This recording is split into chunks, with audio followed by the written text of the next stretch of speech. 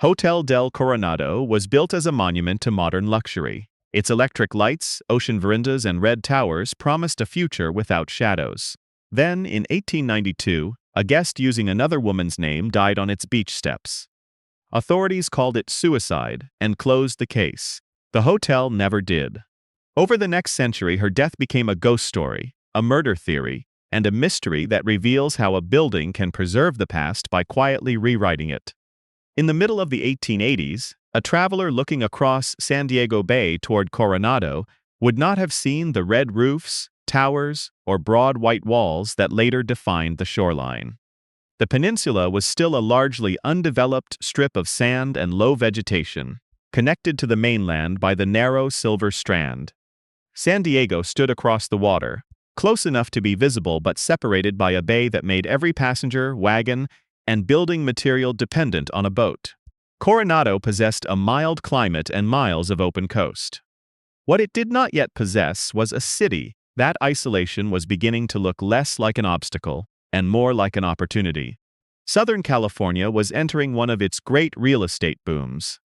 New railroad connections were bringing settlers, investors, and winter visitors from the east, while promoters described the region as a place where health, wealth, and permanent sunshine might be found together. Raw land could rise sharply in value if buyers believed a prosperous community was about to appear upon it. The first task was not necessarily to build that community, it was to make people imagine it. Elisha Babcock Jr. understood both railroads and speculation. He had worked in the railroad business before moving west, and he recognized that transportation could create value where little had existed before. Hampton L. Story, a businessman who had made his money in the piano trade, shared his interest in Coronado. In 1885, the two men acquired the property for approximately $110,000. The land was real, but almost everything they hoped to place upon it remained an idea. Babcock and Story organized the Coronado Beach Company and began dividing the peninsula into lots. Their plan required more than survey lines on a map. Prospective buyers needed a reason to cross the bay, walk the empty ground, and believe that homes, shops, and streets would soon follow. A great resort could provide that reason. It would serve as a destination for wealthy travelers, an advertisement for the climate, and visible evidence that powerful investors had committed themselves to Coronado's future. The hotel was therefore not an amenity added after the town had been built. It was one of the instruments intended to bring the town into existence. This explains why so much of Coronado's early infrastructure developed alongside the resort project. A ferry service connected the peninsula with San Diego. Railway lines carried visitors and property buyers across Coronado. Fresh water had to be brought beneath the bay because local wells could not support the settlement being advertised. Wharves, storage facilities, roads, and utility companies followed. Each enterprise made the hotel more practical, while the promise of the hotel made each enterprise more valuable. The boundary between public development and private promotion was difficult to see because both were being created by many of the same men. Babcock wanted something more ambitious than a comfortable coastal inn. He spoke of creating the talk of the Western world, a resort grand enough to persuade wealthy Eastern families to continue past the established destinations of New England and Europe. Reaching Southern California still required time and money. Guests who made that journey expected the place at the end of it to justify the distance. The building needed to announce, before a visitor entered a single room, that Coronado belonged on the national map. For its design, Babcock turned to James and Merritt Reed, Canadian-born brothers then working in Indiana. Their earlier railroad connections helped bring them west, but the commission demanded more than an ordinary commercial building. Babcock wanted a structure arranged around a tropical courtyard, with balconies looking inward and long verandas opening toward Glorieta Bay. A great pavilion tower would mark the ocean corner. The dining wing would project from the main body so that guests could see the ocean, bay, and distant city while they ate. The hotel was not meant to shut out the landscape. It was designed to frame and possess it. That distinction shaped the life being sold with the property. An urban hotel offered access to streets, theaters, and business districts. Hotel del Coronado would offer controlled separation from them. Guests could breathe ocean air, walk sheltered verandas, sit among imported plants, or look back toward San Diego without having to remain inside it. Winter sunlight became part of the architecture. So did distance. The ferry crossing was inconvenient for ordinary travel, but for a resort it could function as a threshold between daily life and a carefully organized retreat. Behind that promise stood a more practical calculation. Every tower, garden, and ocean view helped advertise the surrounding land. A family might first come to Coronado as hotel guests, then return as property buyers. Businesses would follow residents, and residents would demand better transportation and utilities. The hotel would benefit from the town, while the town would grow because the hotel had given outsiders a reason to believe in it. Coronado was not simply being prepared to receive a resort. To a remarkable extent, it was being organized around one. For Babcock and Story, this was the hopeful stage, when architecture appeared capable of turning speculation into permanence. There was no haunted room, no beautiful stranger, and no unexplained death on the steps facing the Pacific. Hotel del Coronado existed only as a promise that capital, engineering, and design could make a city rise from an isolated peninsula. Construction began in March of 1887. Lumber, machinery, and workers started crossing the bay as the foundations took shape in the sand.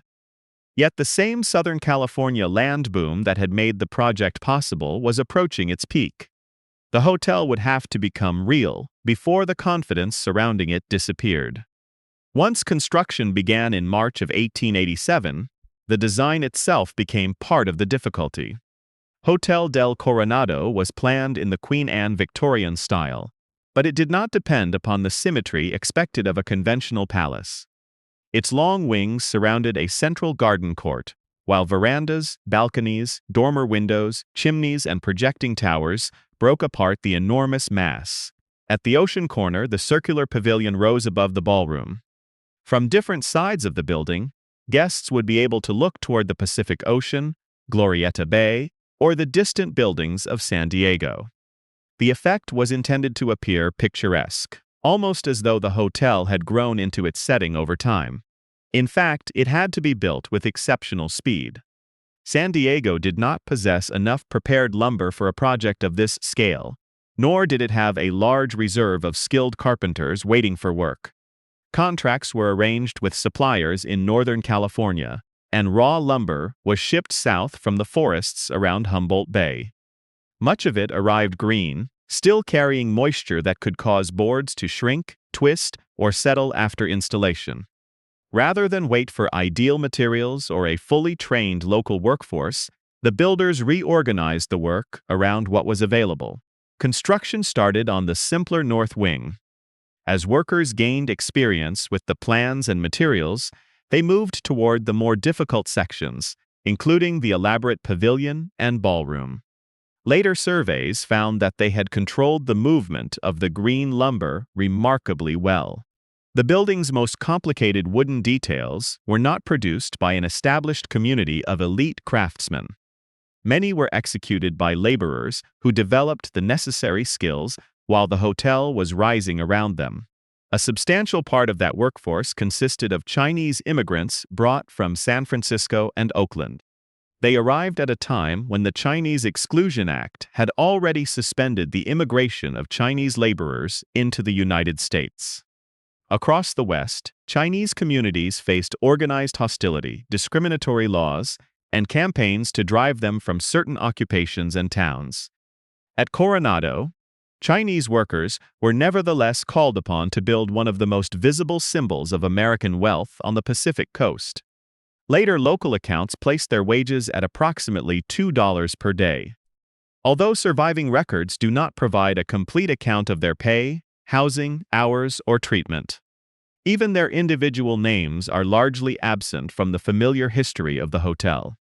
Promotional literature remembered the investors, architects, famous visitors, and engineering achievements. The men who cut, lifted, fitted, and finished much of the wood were usually reduced to a labor category. Their work remains visible in the structure, while most of their identities do not. The isolated construction site also had to become its own industrial settlement. A planing mill prepared the lumber after it arrived. A brick kiln produced masonry materials, while a metal shop and ironworks supplied components that could not be purchased easily in San Diego. Warehouses, workshops, and temporary facilities spread around the main building. The hotel could rise so quickly because the developers did not merely organize a construction crew. They created a manufacturing system beside the beach and arranged for raw materials to move through it continuously. Water presented another problem. The peninsula could not supply enough fresh water for the project, the workers, and the community being planned around them. Wells near the San Diego River were connected to pipes laid beneath the bay. Water crossed to Coronado before the hotel could offer it to guests. What would later appear inside the building as an ordinary bath, basin, or glass of drinking water depended upon one of the first major pieces of infrastructure created for the new town. Electricity gave the finished hotel its most celebrated claim to modernity. A private power plant was built near the main structure and equipped with steam-driven machinery connected to an electrical system supplied by the Mather Companies and Westinghouse. Thousands of incandescent lamps illuminated the guest rooms and public spaces. The plant eventually provided electricity beyond the hotel, making the resort part of Coronado's utility system as well as its largest customer. A persistent story later claimed that Thomas Edison personally supervised the installation. The surviving evidence does not support it. Edison visited the region years afterward, but the electrical system installed for the hotel was the work of other engineers and manufacturers. The true achievement required no famous inventor to improve it. At a time when many Americans still regarded electric light as experimental, Hotel del Coronado was among the largest buildings in the country to rely upon it so extensively. The original light fixtures could also operate with gas. This was not decorative nostalgia but practical caution. No one could be certain that the new electrical system would remain dependable, and a luxury hotel could not leave hundreds of guests in darkness. The same concern shaped the response to fire. A vast wooden building filled with lamps, kitchens, fireplaces, and machinery carried an obvious risk. Fire alarms, water storage, firefighting equipment, and a gravity-fed sprinkler system were incorporated to keep a single accident from consuming the entire investment. Modern systems extended into daily life. Elevators carried guests between floors. Telephones connected parts of the building, though they were not yet placed in every room. Private bathrooms were available in numbers unusual for the period. The dining rooms, ballroom, bowling facilities, and service areas required separate networks of workers and machinery. Hotel del Coronado was presented as a seaside retreat, but behind its verandas it operated more like a small, carefully managed city. On February 19, 1888, the hotel received its first paying guests, less than a year after construction began. Work did not stop at the opening. Sections continued to be completed and altered, which helps explain why historical sources give different totals for the original number of rooms. The opening date marked the beginning of business, not the moment when every planned detail was finished. As an engineering project, the hotel had succeeded. Lumber, labor, water, electricity, and transportation had been assembled on an undeveloped peninsula with extraordinary speed. Yet none of those systems could control the market that had financed them. While the electric lamps began to glow inside Hotel del Coronado, the Southern California real estate boom was already losing its light. When Hotel del Coronado opened in February of 1888, the crowds crossing San Diego Bay saw evidence of success. The building was complete enough to receive guests, its electric lamps worked, and its dining rooms could serve hundreds of people beneath high wooden ceilings. Reports of the new resort traveled beyond California. From a distance, the project appeared to have fulfilled the promise made by Elisha Babcock and Hampton Story. They had placed a great hotel on an undeveloped peninsula and made the country look toward Coronado. Opening a hotel, however, was not the same as making it financially secure. The building had been created during a speculative boom in which land prices depended heavily on confidence. Investors bought lots because they expected more settlers to arrive, more businesses to open, and prices to continue rising. Once that confidence weakened, the cycle reversed. Buyers hesitated, property stopped changing hands, and the paper wealth surrounding new communities became difficult to convert into cash.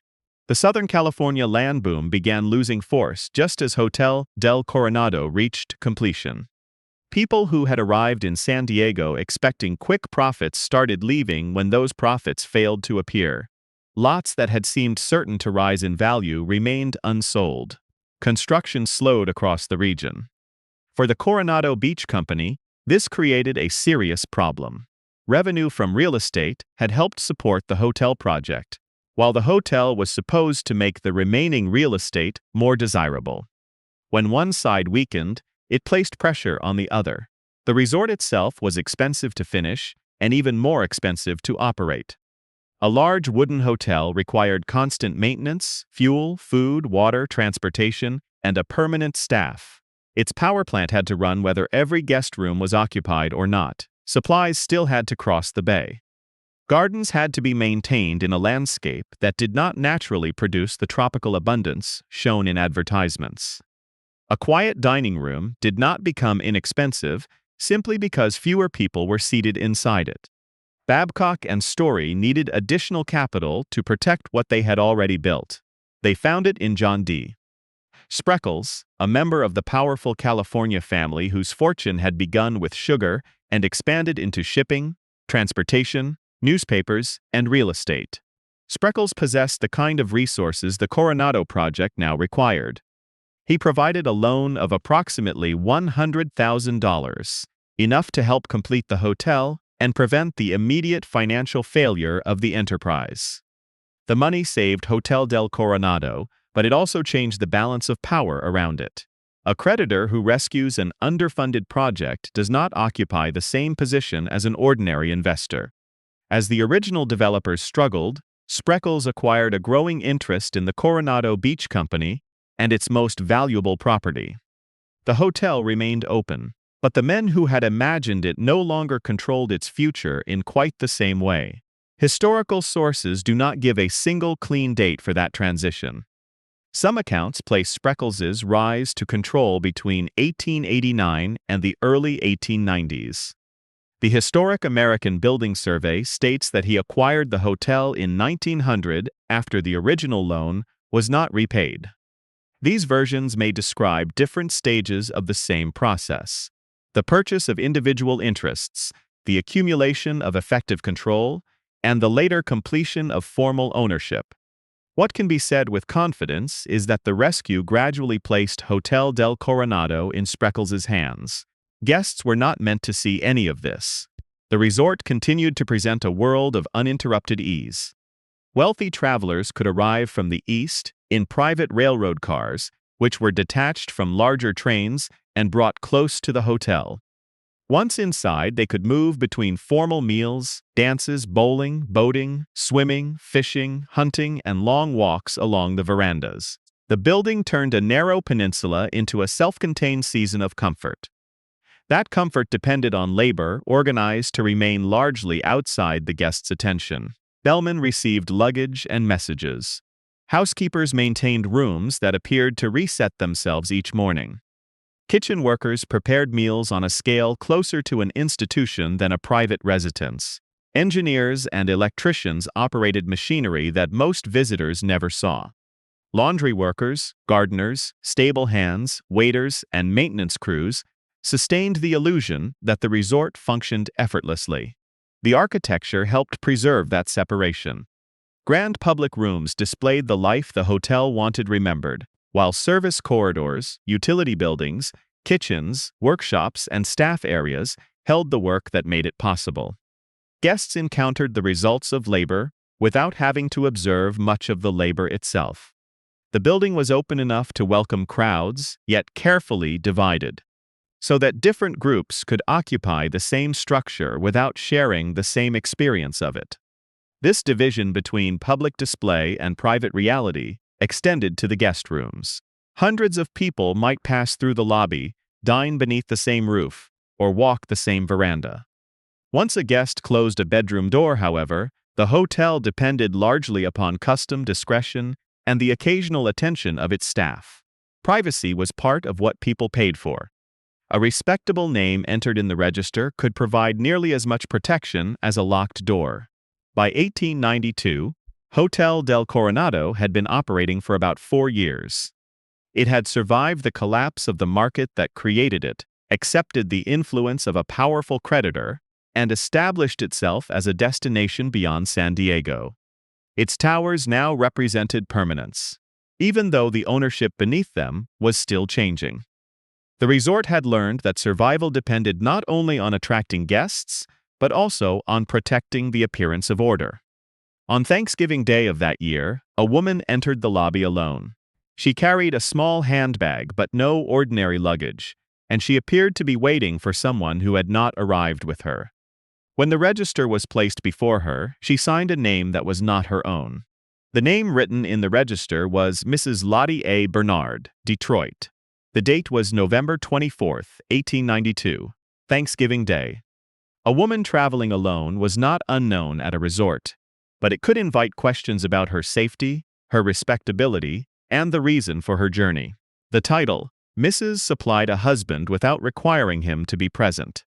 It gave the new guest a recognized social position and allowed her to request a room with less scrutiny than an unmarried woman traveling under her own name might have faced.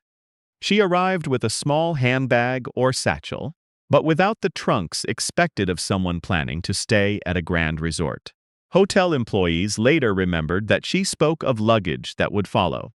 She also indicated that a male relative or traveling companion would join her. The details changed as the days passed, but the basic explanation remained useful.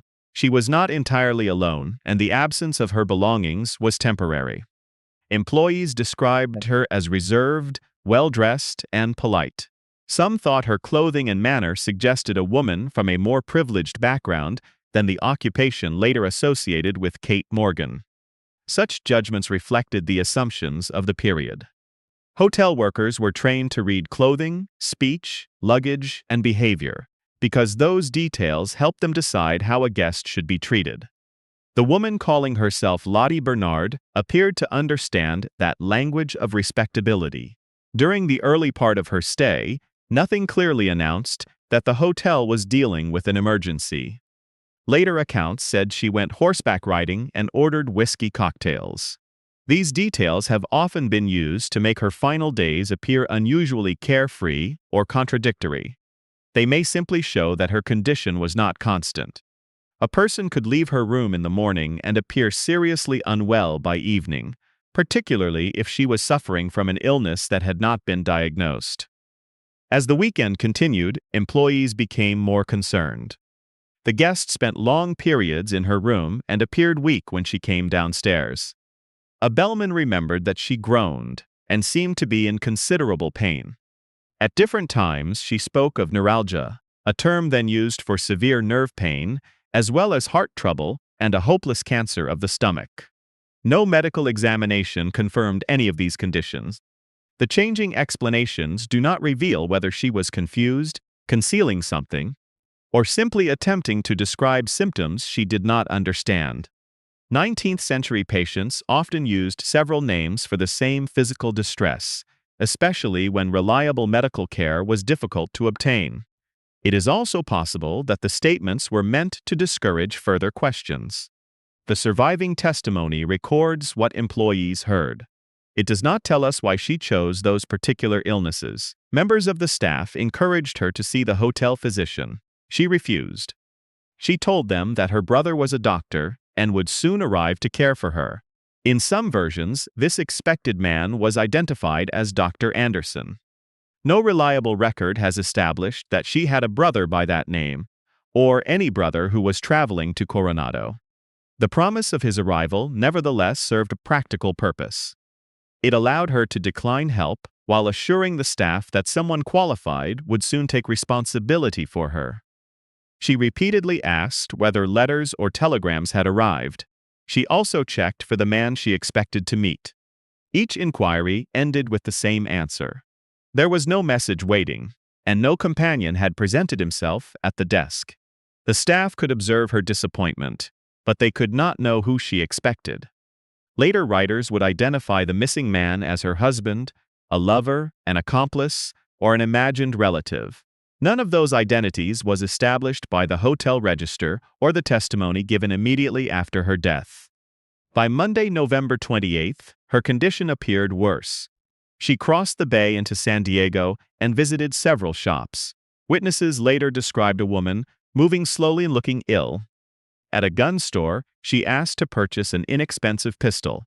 The weapon offered to her was a .44 caliber American Bulldog revolver. She also bought ammunition and explained that the gun was intended as a Christmas present for a friend.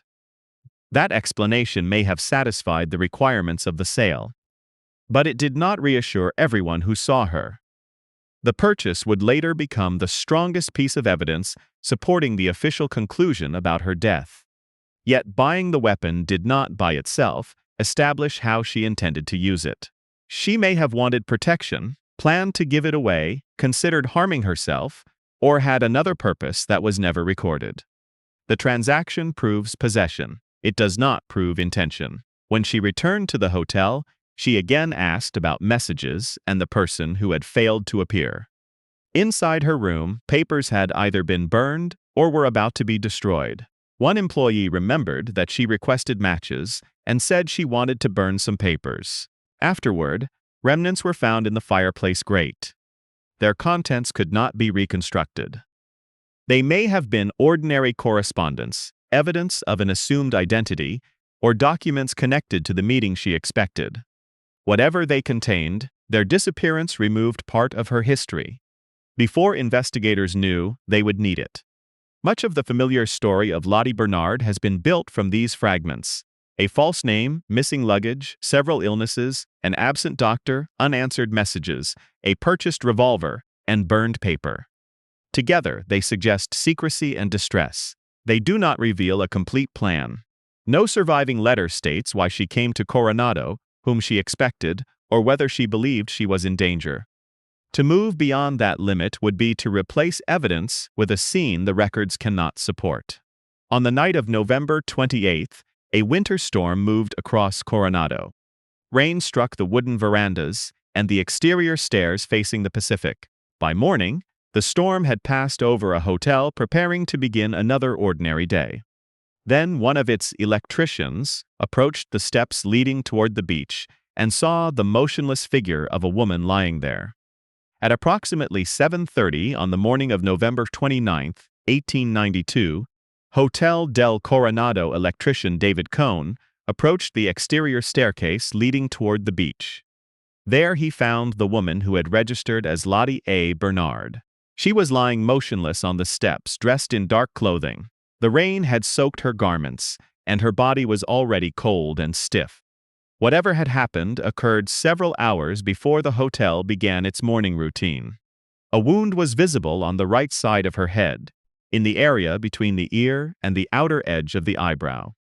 Near her outstretched right hand lay a revolver. Its position immediately suggested a simple sequence. The guest had taken the weapon she purchased the previous day, walked outside, and shot herself. That interpretation would guide nearly everything that followed. The physical scene was less orderly than the interpretation. A winter storm had passed over the hotel during the night. Contemporary reporting stated that rain had washed blood from the woman's face and clothing. The same weather could have disturbed footprints, residue, loose objects, or marks on the wooden steps. No investigator arriving in daylight could recover the scene exactly as it had appeared at the moment of death. Crime scene preservation was not yet a formal discipline. There was no established procedure requiring officers to close the staircase, photograph every object in place, measure the relationship between the body and the weapon, or document each person who entered the area. The gun beside the woman was important, but its position was not recorded with the precision that later investigators would need. The storm had already damaged the evidence before anyone understood that the case might remain disputed for more than a century. The body was removed from the resort and taken across to an undertaker in San Diego. Moving it was consistent with the practices of the period, especially at a hotel without a medical facility suitable for a post-mortem examination. It also separated the body from the place where it had been found. The hotel could clear the steps and continue receiving guests, while the coroner proceeded elsewhere. Whether the speed reflected routine procedure, discretion, or concern for the resort's reputation cannot now be established. The practical result was the same. The scene and the remains were no longer available for examination together. Physician and surgeon B.F. Mertzman inspected the body. During the inquest, he described a single opening in the right temple region and said he found no exit wound. He inserted a probe into the injury and concluded that the path traveled slightly forward and upward into the brain. This was a limited external examination, not a complete autopsy. When asked about the size of the projectile, Mertzman estimated that the wound might have been produced by a .38 or .40 caliber weapon. The revolver beside the body was the .44 caliber American Bulldog purchased in San Diego the day before. That difference later became one of the most repeated elements of the Hotel del Coronado mystery. Some accounts would state that the bullet recovered from the woman's head did not match her gun. The surviving testimony supports a more cautious conclusion. Mertzman gave an estimate based on the appearance of the wound. He did not describe removing the projectile, measuring it, or comparing it with ammunition fired from the revolver. A difference between his visual estimate and the gun's stated caliber is a legitimate question. It is not the same as a scientific finding that two different weapons were involved. No full autopsy followed. Investigators did not open the skull to recover the projectile or trace its complete path. They did not examine the organs to determine whether the woman had cancer, heart disease, or another condition she had mentioned to employees. They did not establish whether she was pregnant, despite speculation that soon appeared in newspapers. Nor was there a toxicological examination capable of determining whether medication, alcohol, poison, or another substance had affected her before the gunshot. Some of these procedures were possible in 1892, even if they lacked modern precision. Their absence did not necessarily appear negligent to officials who believed the scene already explained itself. The woman had recently purchased a revolver. The weapon was found beside her. She had seemed ill, despondent, and preoccupied with a companion who never arrived. Once those details were placed together, the case looked less like an unknown shooting and more like a suicide requiring formal confirmation. The coroner's inquest opened on November 30th, one day after the discovery. Hotel employees described the woman's conduct during her stay. Shopkeepers recalled her movements in San Diego and the sale of the gun. The physician explained the wound. Much of the inquiry concerned her illness, her isolation, and the decisions she had made before her death. Far less attention was given to identifying possible visitors, reconstructing the staircase, or testing whether another person could have been present. This did not mean the inquest ignored evidence. It meant the evidence was interpreted through the most immediate explanation available. A woman traveling under an assumed name had complained of a hopeless illness, waited unsuccessfully for someone, destroyed papers, and purchased a weapon. In the moral and social language of the period, those facts formed a recognizable narrative of despair. The gaps around them did not yet appear large enough to require a homicide investigation. The jury concluded that the woman had died from a gunshot wound inflicted by her own hand. Legally, the question of how she died was settled. No suspect was sought, and no continuing criminal case required the weapon, clothing, staircase, or medical evidence to be preserved for future examination. By modern standards, the investigation left essential questions unanswered. Yet it would be misleading to pretend that officials regarded the death as unsolved. They believed they had both a cause and a manner of death. What they did not have was a full autopsy, a reliable ballistic comparison, an undisturbed scene, or a confirmed account of the woman's final hours. Most remarkably, the authorities reached their decision about how she died before they knew, with confidence, who she was. The inquest had closed the death of Lottie A. Bernard. The search for the person behind that name was only beginning. For the first days after the death, authorities possessed only the name written in the hotel register. The woman on the beach steps was recorded as Mrs. Lottie A. Bernard of Detroit. No husband, brother, friend, or traveling companion came forward to claim her. The man she had said would join her never appeared. Even the name that gave her respectability, when she entered Hotel del Coronado, now prevented investigators from finding the people who might explain why she had been there. Descriptions were sent to police agencies and newspapers in other cities. Because photography could not be distributed quickly, the coroner arranged for a drawing of the dead woman's face.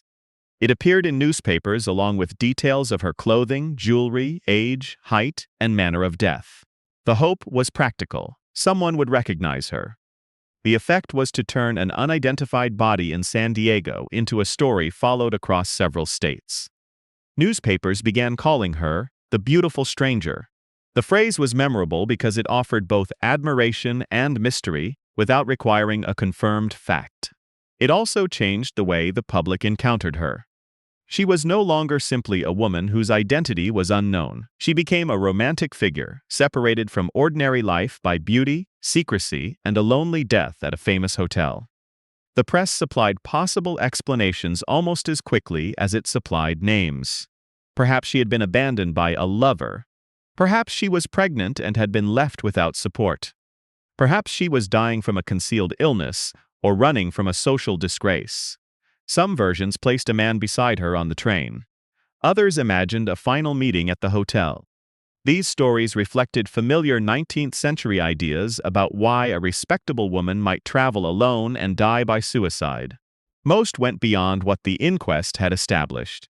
One early possibility led to Detroit, the city named in the register. A missing woman named Lizzie Willie appeared to resemble parts of the published description, and members of her family contacted authorities. For a time, newspapers treated Willie as a serious candidate. The identification did not hold. Communication from the family stopped after further information failed to support the match. Later researchers found evidence that Lizzie Willie was alive after 1892 and married in Canada several years later. Another trail began in Los Angeles, L.A. Grant reported that a domestic servant employed in his household had disappeared shortly before Thanksgiving. She had been known there as Katie Logan, and had said she would return in time to prepare the holiday meal. She left without taking the trunk and other belongings stored at the Grant residence. When she failed to return, her absence initially looked like an employment matter. After reports of the Coronado death reached Los Angeles, the trunk became evidence. Inside it, investigators found a marriage certificate recording the union of Katie K. Farmer and Thomas E. Morgan in Hamburg, Iowa, in December of 1885. There were letters of recommendation from former employers and several photographs, including images of men and children whose relationship to the missing woman was not immediately clear. A metal box carried the name Louise Anderson, adding one more identity rather than simplifying the search. The names did not necessarily belong to separate women. A domestic worker who wished to conceal a marriage, move between employers, or avoid being followed could use different surnames without creating an elaborate criminal scheme. Katie Logan, Louise Anderson, Lottie Bernard, and Kate Morgan may have been names used at different moments by the same person. The difficulty for investigators was deciding which one connected the body in San Diego to a documented life. A communication received during the search directed attention toward Kate Morgan and her family in Iowa. Accounts differ over precisely who sent the first useful information and whether the message was signed. What followed was more substantial. The marriage record, employment history, photographs, descriptions from Los Angeles, and information from Iowa began to align. Officials compared the known appearance of Kate Morgan with the woman found at Coronado and accepted that they were the same person. This identification did not depend on a single decisive discovery. It was built from several pieces of circumstantial evidence that supported one another. The woman employed by Grant had disappeared at the right time. Her trunk contained a marriage certificate for Kate Farmer and Thomas Morgan. The names and locations found among her possessions connected her with Iowa. Her appearance was considered consistent with the dead woman. Taken together, the case for Kate Morgan was far stronger than the brief claims made for Lizzie Willie. It was not, however, an identification conducted by modern standards. Fingerprints were not used to connect the body with objects in the Los Angeles trunk. No dental chart was compared with medical records. DNA testing lay nearly a century in the future. Most importantly, no close relative traveled to San Diego and identified the body in person before burial. Officials relied on descriptions, documents, photographs, telegrams, and the judgment of people who had known or investigated her elsewhere. A relative in Iowa authorized the burial, but rejected the idea that Kate had an obvious reason to take her own life. According to contemporary reporting, the family believed she had left with money and personal property and had not been estranged from everyone who might help her. That response did not establish murder. Families often knew less about a person's private suffering than they believed. It did show that the official narrative of a hopeless and abandoned woman was not accepted without objection. On December 13, 1892, the woman was buried at Mount Hope Cemetery in San Diego under the name Kate Morgan. Her grave was initially unmarked. The public uncertainty surrounding the beautiful stranger had been reduced to an official identity, and the local authorities no longer had an unidentified body awaiting burial. Later writers reopened the question. Some argued that the woman was Lottie Bernard, Lizzie Willie, or another person whose life briefly crossed Kate Morgan's records. More recent research has eliminated some alternatives while introducing new doubts about travel routes, aliases, and witness statements. None has produced evidence as conclusive as DNA, and none has displaced Kate Morgan as the most likely identification. The distinction matters. Saying that the identification was not scientifically certain does not mean every proposed identity is equally plausible. The surviving documentary chain points most strongly toward Kate Farmer Morgan. What remains uncertain is how much of her life was accurately attached to the body, and how much was added because it made the scattered evidence form a coherent story. Police had found a name sufficient for the file, the grave, and the newspapers. They had not discovered why Kate Morgan came to Coronado, whom she expected to meet, or what she had burned in her room. Nor had identifying her resolved the physical question left on the beach steps: whether the revolver beside her was truly the weapon that ended her life. Once the woman on the beach steps had been given the name Kate Morgan, the remaining evidence appeared to offer two competing stories. The first was the one accepted by the coroner's jury. A sick and isolated woman had come to Hotel del Coronado under an assumed name, waited for someone who did not arrive, and ended her life. The second emerged much later. The investigation had mistaken a carefully arranged homicide for suicide. Neither account can be judged responsibly by selecting only the details that make it appear complete. The official conclusion rested on more than Victorian assumptions about a lonely woman. Kate purchased a revolver only hours before her death. Witnesses said she looked weak, moved slowly, and spoke of illnesses she described as hopeless.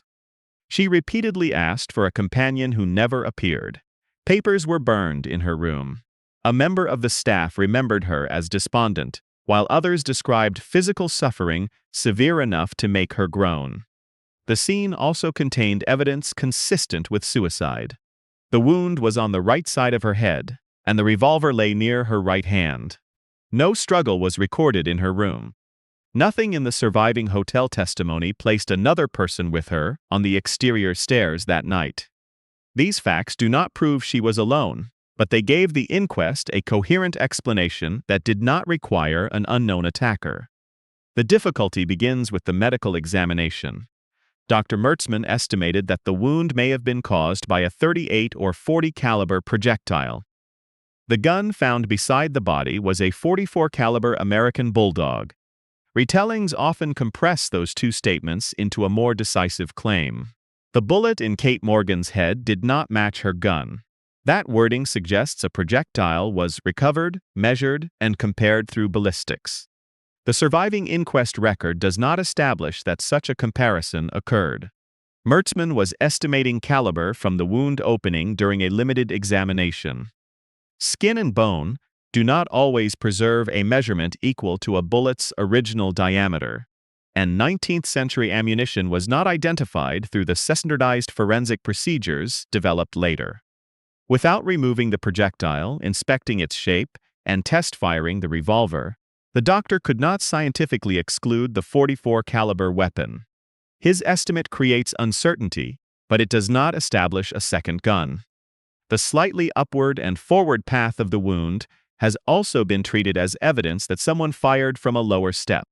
That is possible, but it is only one reconstruction. A self-inflicted gunshot can travel at an angle, depending on how the weapon is held, whether the person is standing or seated, and the position of the head. Investigators did not document those positions at the scene. The trajectory, therefore, cannot identify a shooter who was never observed. Another question concerns powder burns. The testimony does not clearly record the marks often associated with a firearm discharged close to the skin. Their absence from the written record is worth noticing. It is not the same as proof that no marks existed. Kate's face and clothing had been exposed to hours of rain, and the examination was not a complete forensic autopsy. No one preserved the skin for later analysis or tested the weapon for distance. Claims about pregnancy are even less secure. A doctor who spoke anonymously to the press suggested that the woman may have been pregnant or may have taken medicine to end a pregnancy. He was not the physician who gave the official inquest testimony, and no autopsy confirmed his belief. Later murder theories turned the alleged pregnancy into a motive, usually assigning that motive to Thomas Morgan. The first claim was never established, so every conclusion built upon it remains speculation. Other details create atmosphere more readily than proof. A woman resembling Kate was reportedly seen arguing with a man during the journey south, but the man was never reliably identified or placed at the hotel. A relative said Kate had once carried a considerable amount of money, while only a smaller sum was found after her death. There is no dependable inventory showing what she possessed when she arrived in Coronado. Burned papers imply that she wanted information destroyed, but they do not reveal whether that information concerned a crime, a marriage, employment, debt, or an assumed name. Her aliases also resist a single explanation. They may indicate deception, fear, a desire to avoid her husband, or the ordinary vulnerability of a domestic worker moving between cities. An alias can conceal a person from danger just as easily as it can conceal wrongdoing. None of the names found in her records places a killer on the staircase. Thomas Morgan became the most convenient suspect because he was her estranged husband, was associated in later accounts with gambling, and was absent from the known events. Yet, absence from the record is not evidence of secret presence. No hotel employee identified him. No transportation record places him in Coronado. No surviving letter states that Kate expected him, and no physical evidence connects him with the weapon or the steps. To declare him her murderer would require the script to invent the central fact the investigation failed to find. The most defensible conclusion is therefore narrower than either legend. Suicide remains the official ruling and is supported by the purchase of the gun, Kate's reported distress, the location of the weapon, and the lack of a documented second person. Homicide cannot be excluded because the scene was disturbed, the autopsy was incomplete, and the weapon was never conclusively linked to the wound. But an unresolved possibility is not the same as evidence sufficient to accuse someone. The case is best understood as an investigation that reached a plausible answer without collecting enough evidence to make that answer permanent. Officials in 1892 did not preserve it as a suspicious death awaiting better science. The inquest ended, body was buried, and the physical record gradually disappeared. For decades afterward, Hotel del Coronado was not defined by an open murder question. It continued receiving guests, changing owners, altering its rooms, and presenting itself to the country through wealth, architecture, and eventually Hollywood. By the time anyone seriously attempted to reopen the mystery, the hotel had preserved far more of itself than the investigation had preserved of Kate Morgan. Buildings preserve memory simply by remaining in place, but survival does not leave them unchanged. Hotel del Coronado continued after the inquest, the burial, and the brief newspaper interest in the beautiful stranger had faded. Guests returned to the dining rooms and verandas. Staff members repaired the steps, cleaned the rooms, and prepared for another season. The hotel had a business to conduct, while the death of Kate Morgan had been transferred to a closed coroner's file. John D. Spreckles gradually secured control over the resort and the companies connected to it. Under Spreckles and later his family's estate, the hotel remained part of a broader system that included transportation, utilities, real estate, and commercial development.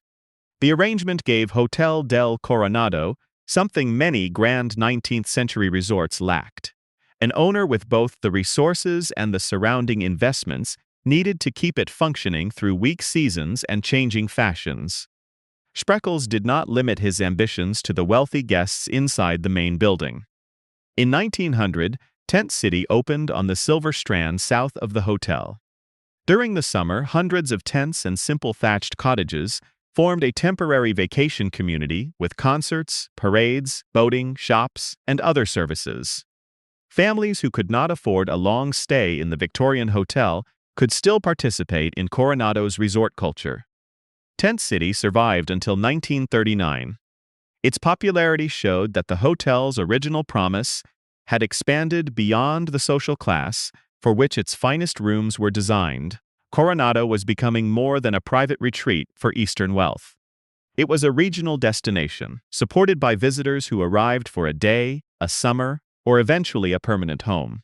The infrastructure created around Hotel del Coronado also became part of ordinary city life. Ferry routes moved residents as well as resort guests. Electric power generated near the hotel served parts of the wider community. Railway lines and commercial buildings helped establish Orange Avenue as more than a path leading to the resort. A project once built to sell a city had succeeded so completely that the city could begin developing an identity beyond the hotel. That success did not make the building immune to age. A wooden structure exposed to salt air, wind, moisture, and constant use required continual intervention. Verandas originally open to the air were enclosed or divided to provide more interior space. Tall windows were replaced with broader modern glass. Fireplaces disappeared from guest rooms, and many of the brick chimneys that once crowded the roofline were removed.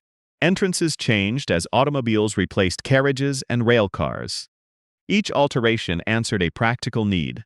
Guests expected private bathrooms, improved heating, larger meeting rooms, modern kitchens, and new forms of entertainment. Fire safety systems had to become more reliable.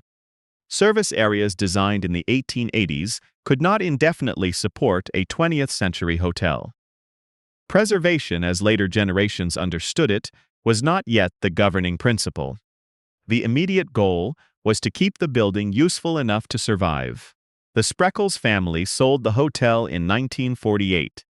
Subsequent owners introduced bathrooms into rooms that had lacked them, converted storage areas into restaurants, enclosed open spaces, and reorganized public rooms. Under John S.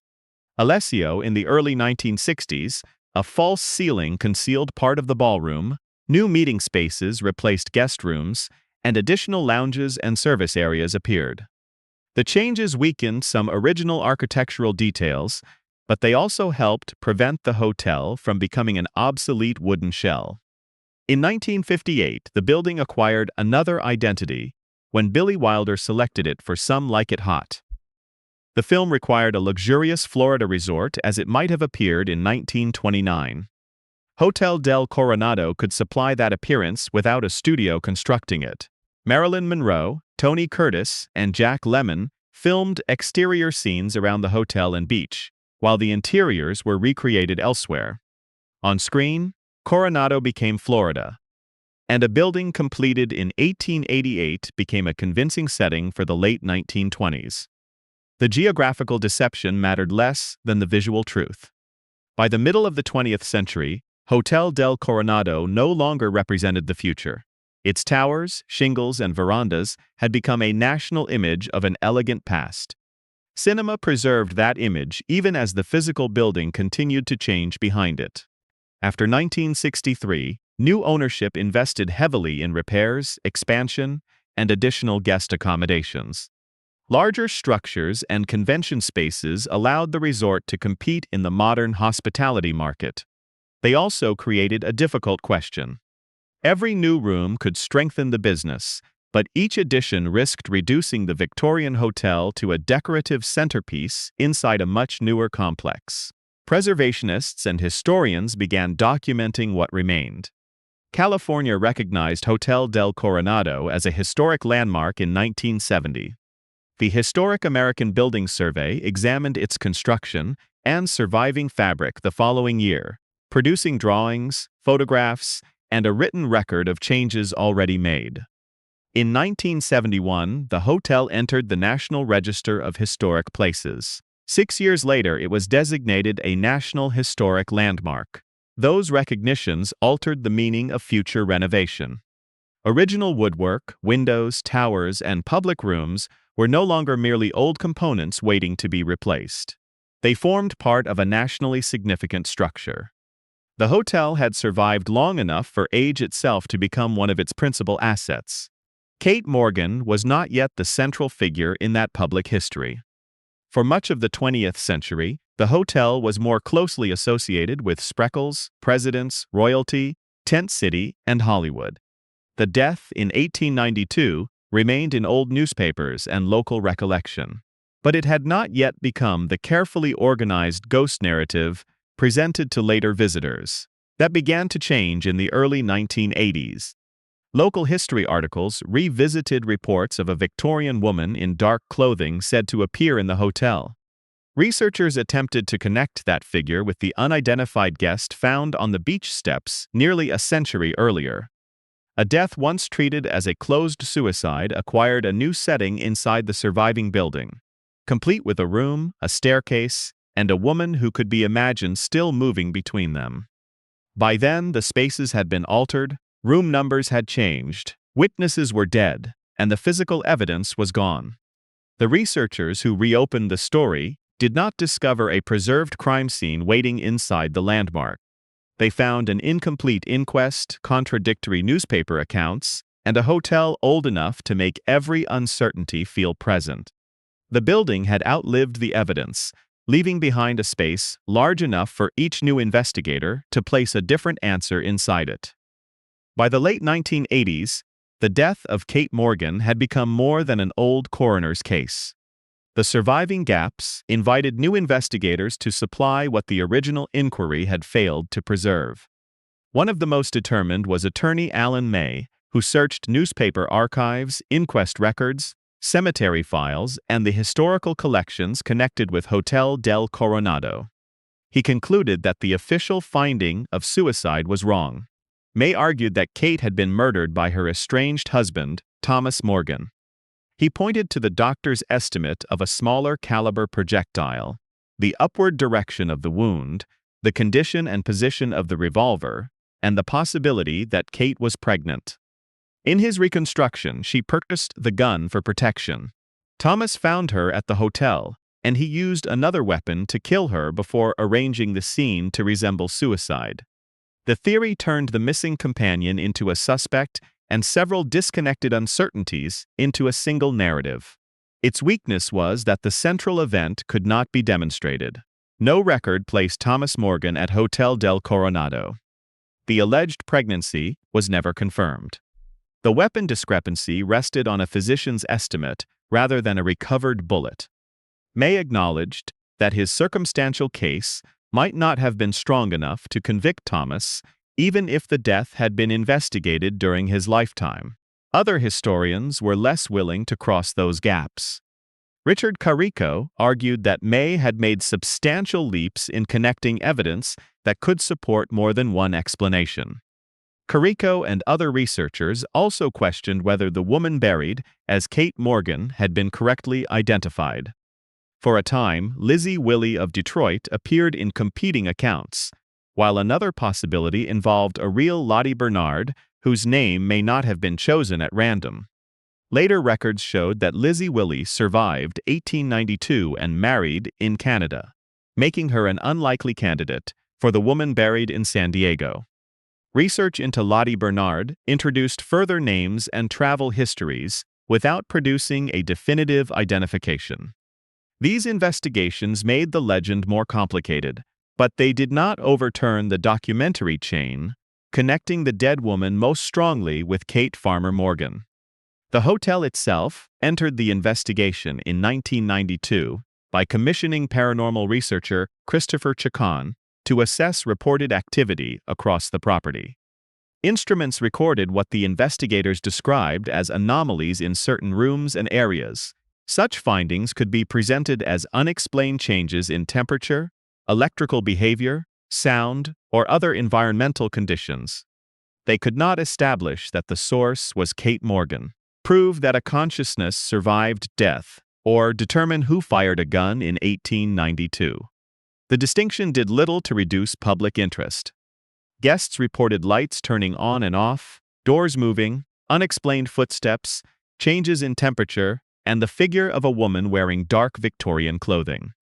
A present-day room associated with Kate's original accommodations became one of the hotel's most frequently requested.